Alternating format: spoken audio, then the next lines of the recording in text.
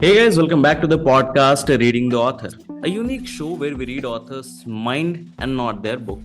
Meanwhile, I truly believe and pray that you and your families are completely safe and healthy as well. Guys, today we have KrishnaKumar sir with us, and he is the author of The Ferry Man. Thank you so much, sir, for coming on our show. It is my honor to be able to host you today. Hello. Sir, like before we get into the podcast and know much more about your book, about your upcoming projects and everything, I would request you to please introduce yourself so that our listeners can know much more about you. And do let us know how you started this writing journey. Yes, sure. Like you introduced me, I'm Krishna, and I come from a small city called Pondicherry.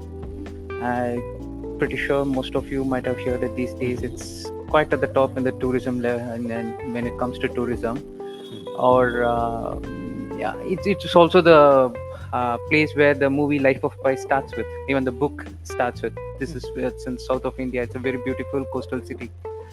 So I was born and brought up here, my schooling, and I also did my engineering, everything here. I'm even now living here. I just had a stint of 2 years outside the town, but pretty much my entire life I've been here.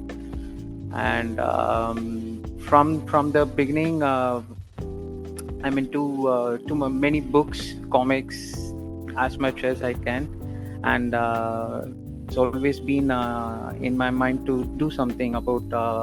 To be creative, to write some book, or even my first interest was to do some comics, but I couldn't much do the pictures. The artwork was not my area, so I ended up thinking about books, trying to see what I can do, and for the past 1 decade I've been trying to do this.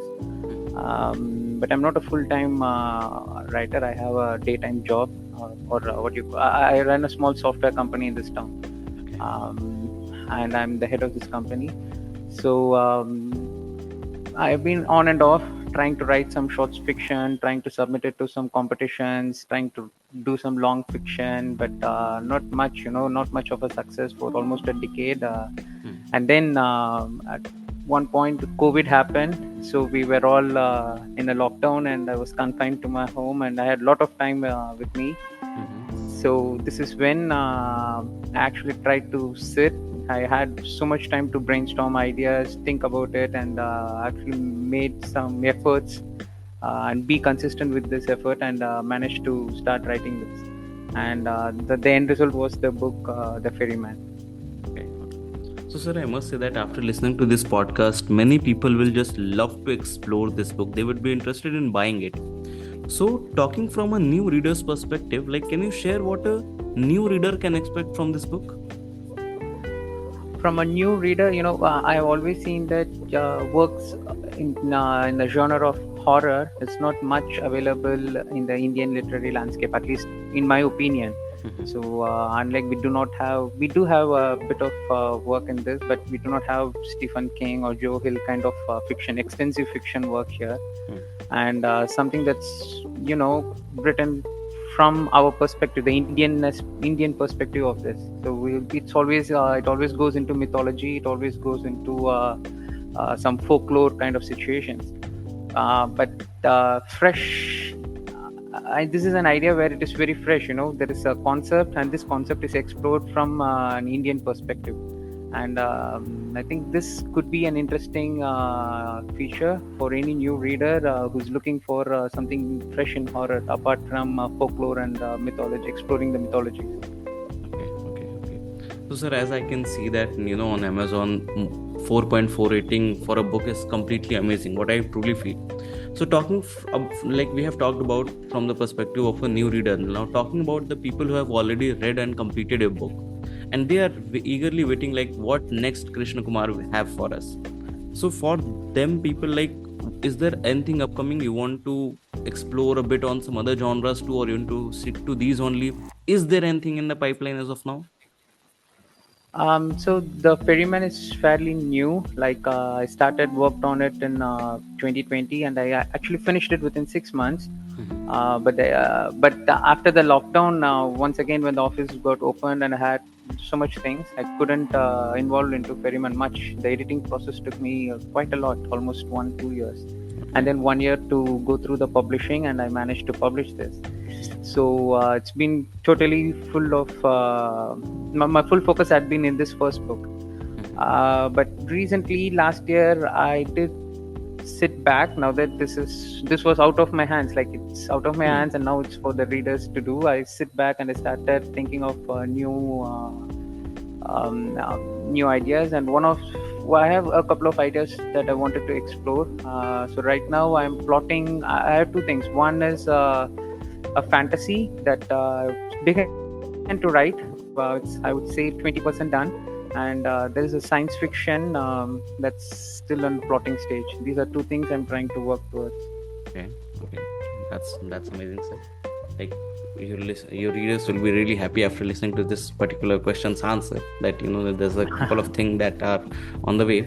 So my next question of this podcast will be, sir, like as of now we have featured more than around 250 authors on our podcast, and I have been personally in conversation with like more than 450 authors as of now. And most of them are trying to be known or remembered as a certain genre or certain type of author. So when it comes to you, have you ever thought ki, okay, let's I'd say after a couple of years ago, if anybody see, okay, it's a new book by Krishna sir, then what sort of impact do you want to create on that reader's mind? Okay, it's a book by Krishna sir, it has to be of this type, it will be of this type. Anything like that? Ever thought about this personal branding thing, sir? Personally, no, I do not want myself to be confined, because even during my reading experience in the past 1.5 decades, so I started with comics and then moved on to thrillers, thriller fiction, and then horror, and more into a literary scape like the book of winners and other things. So I have explored all those things when I'm currently reading. But I want to be the same when it comes to writing. I do not want myself to be confined. Like, the first book is a horror. It's a psychological horror with supernatural elements. But I do not want to keep on doing this again and again. If I have an idea, I could do it. I mean, if I have a good idea on this similar genre, and I would be able to do it again. But I don't want to confine myself. I want to explore different things. Like, for the next one is kind of fantasy, like the book I told you about, where it is 20-30% done. That's fantasy with some kind of realism. And the other book is science fiction. It's totally science fiction. It's what you call as a techno thriller, in line of Michael Crichton or these kind of authors, techno thriller kind of situation. So I don't want myself to be confined in this. I want to have different flavors. I want to explore different flavors. Okay, so what I have personally seen, sir, like after the first lockdown was over, the numbers of author got increased very rapidly. Like, this industry have particularly seen a boom after that. So as you have completed this whole journey, you're on the other side of the river as of now. So do you feel competitive? Because every week hundreds of books are being published. There are lots of literary agents, publishing houses have opened, and books are being published in the bulk, what I can say. So how do you feel about that? You're right about it, because 1.5 decades back, when I actually thought I should write a book, I was too much into it, like thinking constantly, what can I do, how can I do, and all those things started towards the end of my engineering. There were really not so much of books in the market. You go to a bookshop, you do not find volumes and volumes of books by Indian authors, at least in the local bookshops in a small city like Pondicherry. Yeah. But now there's too many books. It's very competitive out there, and you have a lot of options to publish. You have the self-publishing industry, or publishing in Kindle. The publishing part itself, I do not think it's difficult now, because you can just do something and you can publish it on your own these days. But I think the main competition is taking your work to the readers, the right readers for your book. That's where the competition is. It's quite difficult. It's quite competitive to let people know about your book. this is where I think the actual competition is. At least in my experience. Okay. So as of now, like, what's your current writing schedule? Or, by the time you were writing this book, The Ferry Man, what was your writing schedule? Like, every day you devote some particular hours to writing, or it's like random, someday you get some thoughts, you just jot it down on your phone, on your diary, and after that you elaborate. How does it goes with you? So, so with Ferry Man, like I said, we were in lockdown. We were not even allowed out of our houses. So I had to. I was staying all day long in my room. So after my work time, I made a point to write between 9 p.m. and 11. 9 p.m. is my end of work day. So it starts. I started writing after 9 p.m. So 9 to 12 a.m. is what I was doing for Ferry Man. And it was not a very strict schedule, if you ask me. Like, sometimes I would do 2, 3, 4 pages in a stretch, and sometimes I would stop after 30 minutes. I didn't have I was not on a very strict plan in here. So but yeah, within 5 months I was able to. It took me 6 months, but I think 1 month we can skip because I actually got infected with COVID at that point. So it took me 5 months, and I did Ferry Man. But it was consistent. This is where the consistency is what helped me. I was able to sit, even if I had nothing to write. I would sit and I would at least try to read through the previous chapters, and so I pushed myself to sit at least 1 hour every day after 9 p.m. to read through the work, or to do something new pages, or just scrap old pages, whatever it is. This is what I did with Ferry Man. And right now with the new books, so Ferry Man was like, I didn't have a very good plotting when I started it. I just had the core idea. Okay. So every chapter was on the go. Like, I developed everything every week, and I saw where I want to go, how I want to go, and all those things. But now that I've done it, I think it would have been better for me, and it would have been more efficient for me if I had at least done an outline of what the plot could be beforehand. So right now with the two projects I was telling you about, I actually have done. The one project has an outline. I've already done it. This is why it's 20-30% into the writing process. The other projects, I'm currently plotting it. So I'm trying to have at least an outline so that I can follow this line and not deviate from it. So, sir, as of now, like, we talked about your book, about your journey, about your upcoming projects. So, now talking about the publishing and marketing thing. So, any piece of advice have you ever thought that, before publishing, if I have got that particular advice, my process have become much more easier of marketing and, of publishing, anything like that? My personal experience with this book and the publishing journey it's very isolated. I do not come from a metro city. I do not have a very wide coverage here. It's a very small town. And so I try to rely on the internet, on the submission process, and how to do it and how to approach it.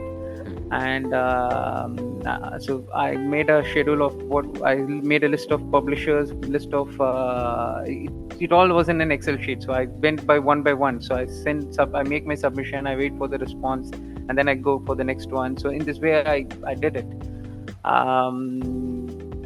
But like I actually said, the publishing itself, I do not think is a problem. You have a lot of options when it comes to marketing and promotion. Exactly. And this is where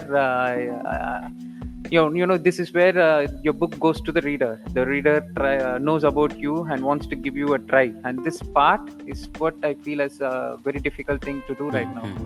And I was exploring a lot of options, and I stumbled upon few book companies through LinkedIn and other networks. And I had contacted them, and one of them, Himaya Creatives. So I kind of settled in well with them. When I talked to them at the beginning and how they had approached the subject, it was quite good with them, because they were the one who said, "Okay, let me read your book first, and then say whether we can promote it properly, whether it will have an audience, and all those things." They didn't just see the cover and then they say, okay, just pay us and we will start the promotion. They didn't do that. Instead, they offered to read the book first, understand it, and see if it has an audience, And it's totally new. As a new author, you're and especially if you are out of this circle where the publishing industry, if you do not have such clues on what goes, how it goes, it's very difficult to just rely on the internet. You need someone to guide you through. Exactly. And this is where KrishnaKumar Creatives came into picture, and they did a wonderful job. They were the only one to actually offer this, and they did that. Actually, they ordered my book. They took some 15-16 days. They read through the book, and then they gave me a first assessment, which convinced me to, okay, let's start a promotion, let's start a marketing journey, and let's do this with someone who already know the field. And this is how I'm currently with the KrishnaKumar Creatives on this particular journey. Okay. So now let's get back to the time when you heard, okay, tomorrow your book will be live. Everybody will be able to buy it, judge you on the basis of what you have written, because people generally think what a person is thinking is exactly what he or she have written. So on that particular eve, what was going on in your mind? Like, were you relaxed, excited? You just marked up some milestones. Okay, these many people know me. My book has to be sold out these many copies. What was going on in your mind on that evening? That particular evening, to be honest, was like I didn't have much about it. It was so sudden. The book was like, they said, the publishing company called me and said, okay, everything is ready and we are good to go. We're good to go with the online listings. And it just happened like over a call, there was, it was all of a sudden. I thought it would take some time. They are still in progress, but they just called me on one day and said everything was ready. Okay. But I didn't have, there were not a lot of thoughts at that particular point. But then once it was listed online, and once I had posted some posts on Facebook and others, and once my friends, because they are the immediate people who knows about the work, when you post things in Facebook or Instagram, your friends and family or what, they are the people who first see this post, and they are the first to react. And even then it was not much for me, but once they started buying the book, I had a little bit of what do you call it, a nervousness, because once they have bought, it means they are going to read it. Exactly. And I was at that point, I did not know how they would react to it, because it's horror. It's some of them might not like horror. It could have it has some shocking contents into certain chapters, and this is where I was a bit nervous. For the first set of readers were actually my close friends and close family, and I was at that point wondering, okay, they have bought them. They have started sharing pictures that they have bought the book, but I was more keen on hearing what they would say after they have read the book. There was a little bit of nervousness there. Okay. So, sir, as a person, as an author, what are the things which you are focusing upon in life? Sorry, can you repeat that again? Yeah, sure. I'm asking, sir, like, as an author, as a person, what are the things which you are focusing as of now in life? As of now, like I said, it's one thing is my main career is right now I'm running a software company, and we have a whole team here, and it's a huge thing to actually run this company day to day. And this takes my focus most of the time. So in fact, most of my time is spent in this company, in building this company, in trying to have this up and running. But the rest of the thing, now that I'm one book old, now that I have seen the book go to people's house and people have read it, and some of them have just commented on how they felt about this book, I want to do more into that area as well. I want to try to focus, balance, bring in a balance, So now, right now, my full focus is on this company, but I also want to balance it out so I can actually not be very lethargy about the next set of projects, but rather do it something with proper responsibility, keeping into mind that there are some readers who have actually commented to me on that they're waiting for the next book, and they want to see what I would do and all those things. So now it kind of gives you a more responsibility. Before it was not that, because before you did not know who's going to read it, or you don't have an idea. You just do the book because you wanted to do the book. There was an idea you want to explore.